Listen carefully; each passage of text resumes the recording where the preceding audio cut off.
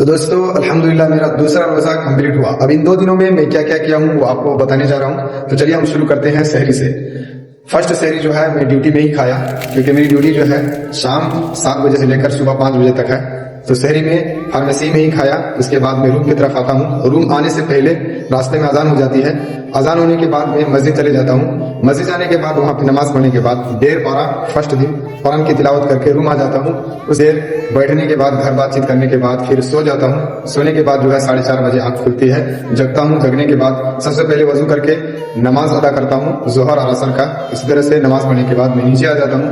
नीचे आने के बाद थोड़ा सा अफ्तार वगैरह खरीद करके फिर ऊपर अफ्तारी करके नमाज पढ़ के फिर ड्यूटी के लिए चले जाता हूँ। ड्यूटी जाने के बाद सुबह 5 बजे तक वही रहता हूँ और ड्यूटी में ही सहरी खाता हूँ। खाने के बाद फिर मेरा टाइम खत्म हो जाता है 5 बजे। 5 बजे जो है फिर मैं रूम आने के वक्त मस्जिद जाता हूँ, पहले नमाज अदा करता हूँ, फिर कुरान की तिलावत करता हूँ और इसी तरह से अल्हम्दुलिल्लाह 1.5 पारा फिर पढ़ता हूँ। तो मेरा कंप्लीट हो जाता है 3 पारा।